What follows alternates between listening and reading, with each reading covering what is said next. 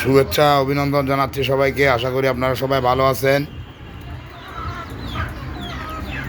এই যে দেখেন আমি ছাদে দেশি লেবু এবং বিভিন্ন গাছ ফলমূল এবং দেশি মুরগি চাষ করে থাকি।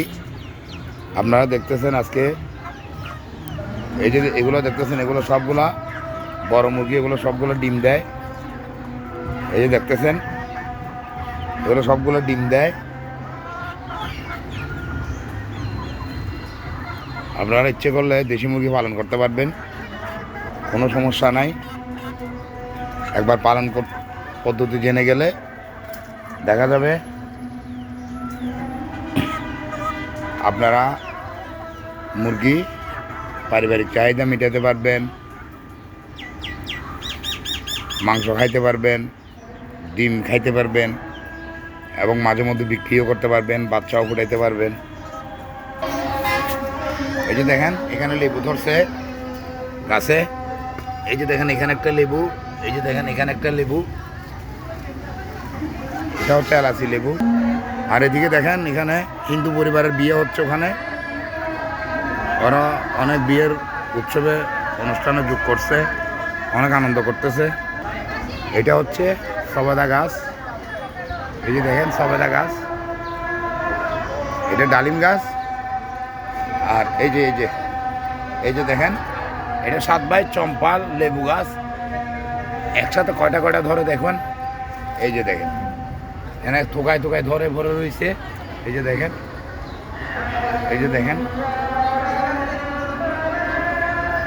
এই যে দেখছেন এখানে থোকায় থোকায় ধরে ভরে রয়েছে। এটা 7 ভাই চম্পা পাতি লেবু। এখান থেকে আজকেও ড্রাগন ফল 2-3টা, আজকেও 2-3টা ড্রাগন ফল খাওয়া হয়েছে।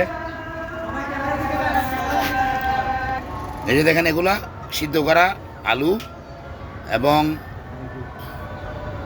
লাউ আছে আর ডিমের খোসা আছে। এগুলো পানিগুলো ফেলে দিয়ে এই যে বালতিতে করে এখন খাবার আনবো, এটাতে করে। এই যে দেখেন বালতিটা দেখে ওরা সবাই একদম মিছিল করে আসছে, আন্দোলন করতেছে। ওদেরকে এখন খাবার দিতে হবে।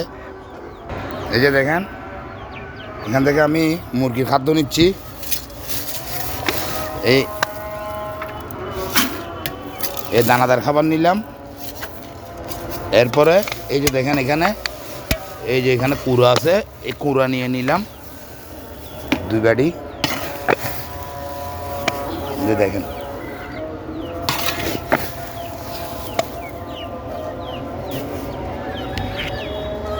আসেন ডিমগুলো নিয়ে। এই যে দেখেন আজকে ডিম পারলো এগুলো। আর এটাতে করে নিয়ে যাবো ডিম বাইরে। এই যে দেখেন নিয়ে নিলাম ডিমগুলা।